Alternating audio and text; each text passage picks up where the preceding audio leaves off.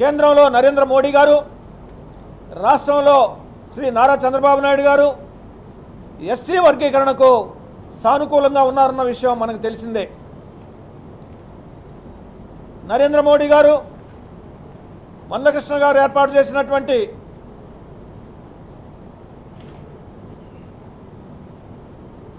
పది లక్షల మందితో ఏర్పాటు చేసినటువంటి మీటింగ్లో వర్గీకరణకు మేము అనుకూలంగా ఉన్నాం అని చెప్పేసి ఒక కమిటీని కూడా కేంద్ర స్థాయిలో నరేంద్ర మోడీ గారు వేయటం జరిగింది.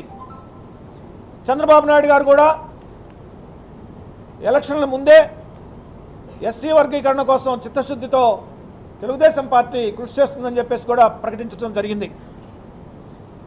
ఈ ఎస్సీ రిజర్వేషన్ వర్గీకరణ ఏదైతే ఉందో, ఈ వర్గీకరణ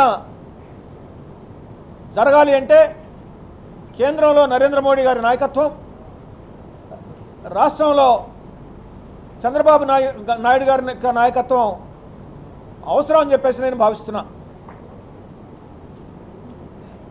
ఈ సుదీర్ఘమైనటువంటి అపరిష్కృతంగా ఉన్నటువంటి ఈ సమస్య తప్పకుండా పరిష్కారం జరుగుతుంది వీరి నాయకత్వంలో అని చెప్పేసి నేను విశ్వసిస్తున్నాను, ఆశాభావం వ్యక్తం చేస్తున్నా.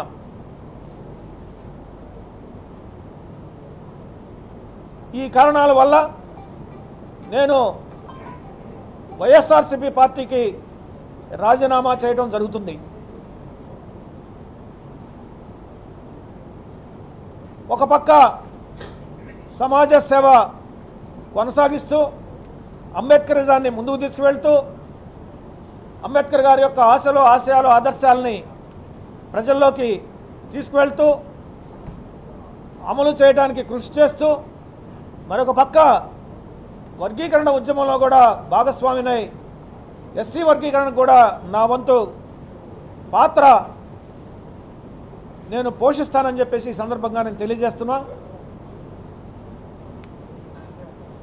ఏది ఏమైనప్పటికీ కూడా ఆంధ్రప్రదేశ్ రాష్ట్ర ప్రజలు నూతనంగా ఏర్పడబోయేటువంటి ఎన్డీఏ ప్రభుత్వం వైపు ఆశగా చూస్తున్నారు. ఈ రాష్ట్రాన్ని గాడి తప్పినటువంటి ఈ రాష్ట్రాన్ని గాడిలో పెట్టి రాజధాని లేని రాష్ట్రానికి రాజధానిని నిర్మాణం చేసి ఈరోజు ఉన్నటువంటి సంక్షేమ పథకాలను మరింత విస్తృతంగా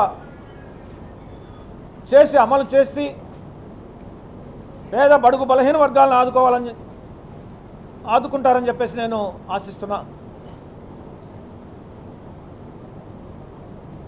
వైఎస్ఆర్సీపీ పార్టీకి రాజీనామా చేసినప్పటికీ కూడా నా యొక్క సామాజిక సేవను, నా యొక్క ఉద్యమాన్ని, అంబేద్కరిజాన్ని ముందుకు తీసుకువెళ్తానని చెప్పేసి ఈ సందర్భంగా నేను తెలియజేస్తూ